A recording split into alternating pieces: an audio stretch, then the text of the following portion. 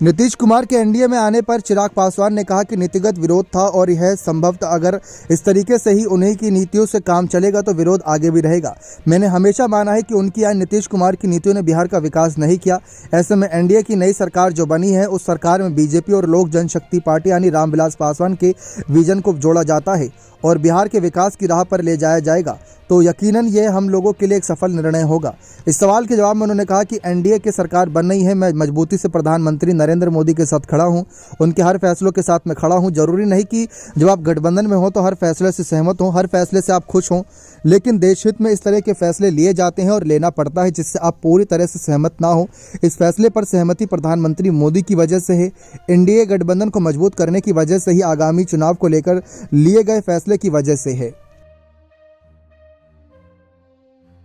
नीतीश कुमार के एनडीए में आने पर चिराग पासवान ने कहा कि नीतिगत विरोध था और यह संभवतः अगर इस तरीके से ही उन्हीं की नीतियों से काम चलेगा तो विरोध आगे भी रहेगा। मैंने हमेशा माना है कि उनकी या नीतीश कुमार की नीतियों ने बिहार का विकास नहीं किया। ऐसे में एनडीए की नई सरकार जो बनी है उस सरकार में बीजेपी और लोक जनशक्ति पार्टी यानी रामविलास पासवान के विजन को जोड़ा जाता है और बिहार के विकास की राह पर ले जाया जाएगा तो यकीनन ये हम लोगों के लिए एक सफल निर्णय होगा। इस सवाल के जवाब में उन्होंने कहा कि एनडीए की सरकार बन रही है, मैं मजबूती से प्रधानमंत्री नरेंद्र मोदी के साथ खड़ा हूं, उनके हर फैसलों के साथ मैं खड़ा हूं। जरूरी नहीं कि जब आप गठबंधन में हो तो हर फैसले से सहमत हो, हर फैसले से आप खुश हों, लेकिन देश हित में इस तरह के फैसले लिए जाते हैं और लेना पड़ता है जिससे आप पूरी तरह से सहमत ना हो। इस फैसले पर सहमति प्रधानमंत्री मोदी की वजह से है, एनडीए गठबंधन को मजबूत करने की वजह से ही, आगामी चुनाव को लेकर लिए गए फैसले की वजह से है।